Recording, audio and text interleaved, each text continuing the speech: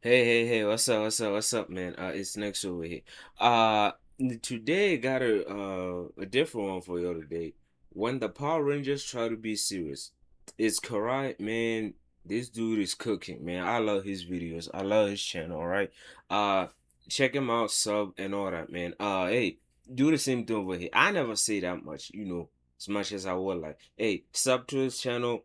Yeah, let's get to it, man. Tulsa, who in the originals was this bad Latina alien from the moon. Now she's the Green Ranger herself and betrays the rest of the team for world domination. And by the time she got to Zordon, she's already slimed the rest of the Rangers. After seeing a homegirl perish right in front of his eyes, Zordon throws in the towel and buries all the power coins so they can find new Rangers. Then the asteroid that took out the dinosaurs hits Earth, throwing Rita into the ocean for thousands of years. Now the movie can introduce the most Go back. Hold on. Then what? Zordon throws in the towel and buries all the power coins so they can find new Rangers. Then the asteroid that took out the dinosaurs hits Earth, throwing Rita into the ocean for thousands of years. Now the movie can introduce the most obvious Red Ranger of all time, Billy from Stranger Things. His name is Jason in the movie, but he looks like a Billy. And despite having a full college football career set up, he is under strict house arrest for doing a prank where he flipped his car multiple times. Prank wasn't even that fucking funny. He took a cow and put it in the locker room. Then went on a high-speed chase where his car ended up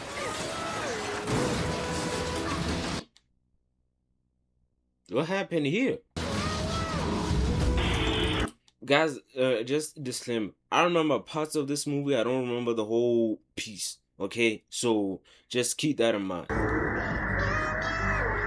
But on top of all the obvious charges, he also has detention for the rest of the year. And when he's getting dropped off for his first day, this little nigga has the audacity to talk back to his dad, as if he isn't on probation for the dumbest shit imaginable. Bro just better be lucky his bloodline is unmelanated. On the way to detention, he stops to reminisce about a football career he'll never have. On top of that, the Huz are outright ignoring his existence. So walking into this underground bunker of a high school classroom, he already got some anger issues to vent. And seeing some clearly autistic kid get bullied by an NPC, this nigga's alpha pack leader senses kick in, tells him to stop right there. But no, bully number 3 has to throw a couple swings, to which Jason dodges them in the most light-skinned way I could imagine. Sin City was a savior.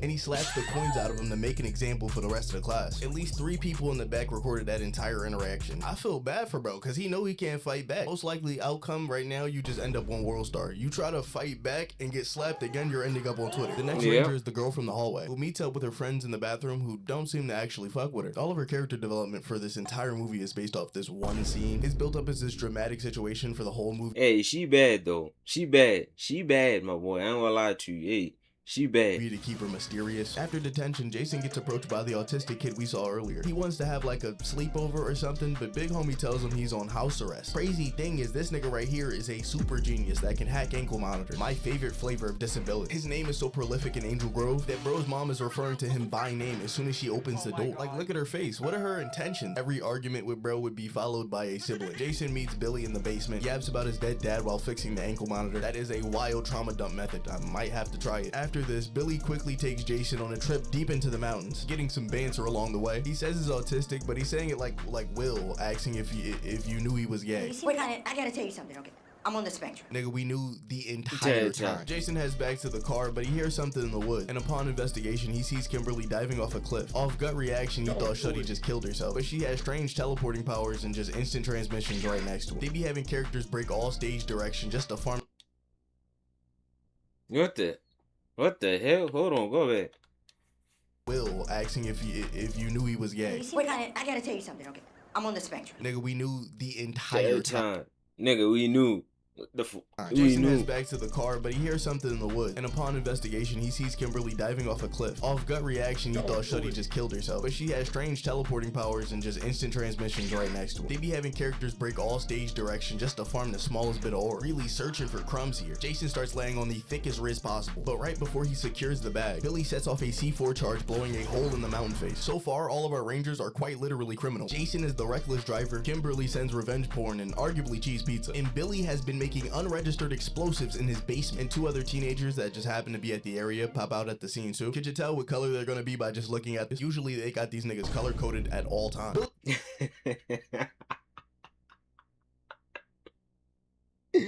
Hey, don't do samurai like that, man. Hey.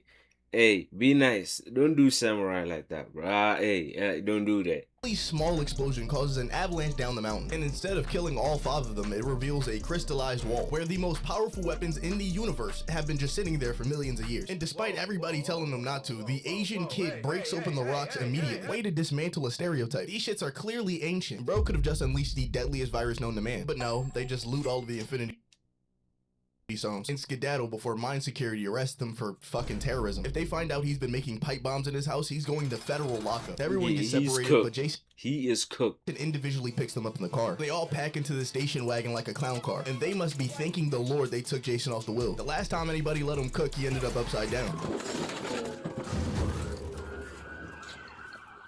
So he needs to be kept as far away from the kitchen as possible. But somehow letting Billy drive was an even bigger mistake, because he drives directly in front of a train and gets them killed. Why would these children rather die than get caught? Crazy thing is, none of them are dead, and they all wake up in their beds the next morning. They attribute this to the weird power of the morphing grid, but I don't understand how exactly they got back. Were they too durable to get killed by the train? Did the grid just possess their bodies and walked them home? What happened to the demolished car? The Red and Blue Ranger find out that they have super strength. So later in school, when Billy is getting bullied again, this nigga tries to snap his wrist. That's not bullying, that's assault. Good thing it does not work. Super strength negates wrist snapping. Then he knocks himself out with a headbutt. And at least the school does not pick sides, because they start glazing as soon as it happens. He has the snow bunnies looking at him in a completely different light. Later at the lunch table, everybody's gathered around to hear Billy brag, and one of the finest hoes in school, a newly disavowed plastic, says that they need to talk privately. You can sense how the aura shift has everybody in the room confused. This is how it would have been with Andrew from the Chronicles if he wasn't a born sociopath. But no, bro had to go on a homicidal killing spree. When Billy links up with Yep.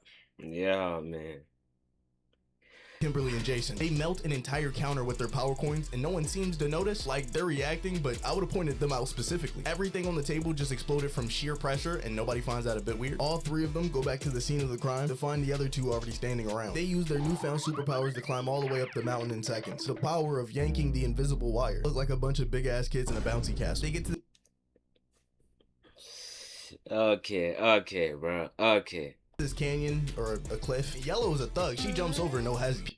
Yeah, yellow roll. All right, hey, don't diss Becky G, my boy. Yellow roll. Peer pressures the rest without even trying. Everybody gets over without an issue except for Billy. The whole team just watches him fall into the lowest layer of Tartarus. They pretend like they're upset until they hear him screaming at the bottom, and that's enough for them all to agree to jump into this pit. They end up in a sea cave and find Zordon's alien spaceship, where they're greeted by the most likable character in the movie. Look at the little guy. Look at my African American over there. After countless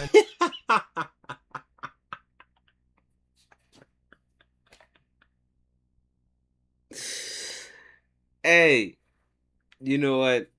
Hey, let's move on.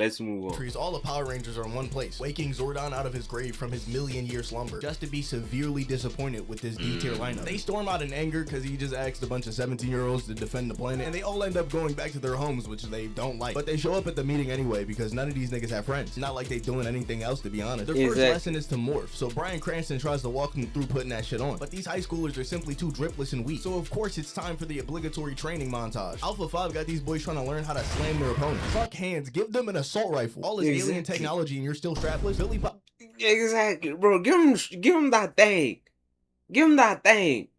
Man, get out of here, bro. All this $1 billion light year technology, and you're telling me you ain't got, man, get out of here. Bob's his morphing cherry while breaking up a fight between Black and Red. And the whole team's astonished. He looks straight from 2020 New York Comic Con. Bro is fitted in the finest cosplay money can buy. But while they're mid-training arc, Rita Repulsa has risen from her grave and starts hitting a lick on every jewelry store she can find in order to rebuild her golden staff. She even snatched some teeth out of a hobo's mouth. She goes to rob this one jewelry store. The guard comes in and hits this hoe with a 200 pump, only to find out that shit did 7 damage. Resurrects off the floor and starts manipulating matter around her. Shuddy made a golem to snuff this poor man. You can practically read Wallahi on his face. Still blew that shit up afterwards with everybody still inside. In his face is crazy. It's causing massive chaos in Angel Grove. All these niggas just sitting here around a campfire telling secrets and shit. I don't miss my dad as much. Nigga, shut up and lock in. Your planet is on the line, soldier. Later that night, everybody goes home and shit, and Rita Repulsa molests Yellow in her bed, man. Like, what on earth are you doing, gang? Stick to grand larceny. There's no way her lawyers can convince me this shit is not freaky as hell. So after Yellow gets her life spared, they all link up at the high school. They agree to spin back and jump that bitch, even though Blue is the only one that can morph, and that shit does go as bad as you expected it to go. Niggas literally get dive kicked around start. Shit was so powerful it had splash AoE damage. Proceeds to smack him around like one of those Wakandan warriors for about a minute straight, and then she wraps them up in bondage, again with this freak behavior. She starts interrogating them for the location of her crystal, but nobody breaks except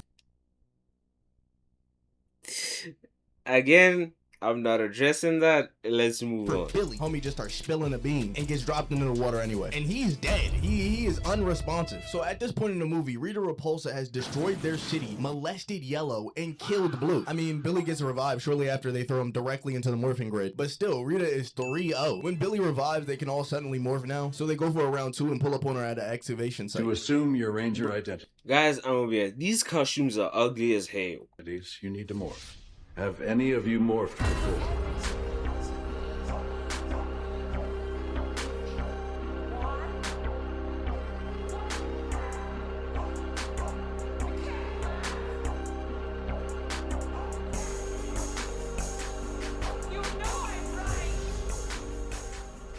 They get in the field and just start hitting clips on stone golems. Back-to-back highlights. This is doing numbers for their image. Taking every chance possible to farm in this movie. Where they start playing Kanye while running the Zords through the city to go fight Repulsa. And literally destroy Bumblebee in the process. But the real highlight of any Power Rangers media, as we all know, is the giant mech battle. We get to finally see what Rita was snatching all that gold for. It has to be one of the cleanest kaiju designs I've ever seen in my life. Solid gold angel standing over your destroyed city is terrifying. And that nigga's really not here to play games. Start performing heavy-ass ground and pound on all the Zords. Really striking them bitches like Prime Ngannou. Look at that beautiful right hook. Who trained this? They start trying to run away and shit, so he pops a fire flower and throws some yo. Not the AJ Jake Paul fight, bro. Come on. The flame setting Pink on fire. Really analyze the brutality in the sequence. He slams Shorty down and tries to crush the plane like a soda can. Even if they win this fight, the trauma is going to be unrecoverable. He's over here violating the team by pushing them all into this lava pit. But like diamonds in the rough, all they needed was a bit of pressure and heat. And they rise out of the flame suited in the Megazord. And god damn, this is 2 for 2 with the design. This is easily EVA levels of peak. This is the most bricked I've been since Pacific Rim. Problem is, they don't have any coordination, any combos yet. But after they learn how to stand up instead of tripping over their own feet, their second lesson is a picture-perfect right hook. Must have been subconscious from when Red got hit with a haymaker earlier. But like I said, the gold golem is not playing any games. Soon as they start getting some licks in, he pulls out a poke. Got one of them London zombie knives. He comes in for the big slice, but they have Marab level takedown. And ironically, he gets poked himself. Now that still leaves Rita Repulsa, who is so desperate, she really tries this bullshit and gets swatted like a fly. Genuinely the closest Team Rocket send-off we've ever seen on this channel. Swatting this host so hard she ends up in the stratosphere, presumably ending up on the moon. Honestly, this movie gets way too much hate. I feel like it's a little bit too long, and some of these characters a bit bland. But in terms of Power Rangers media, I think this is some of the best we've gotten so far. If you got to the end of the video, you'll probably like this one where I'm harassing Team Samurai. Besides that, like, subscribe, and... Hey, look here. Okay, look, let me end the video right here. Hey man, shout out to Karai again for another great video. This movie, I don't know how I feel about it. I ain't gonna lie to you, man. I don't know how I feel about you know, this movie right here. It's good. Zordon is hey, I ain't gonna lie to you, man. But that's the video, man. Like, comment, and sub, and I'll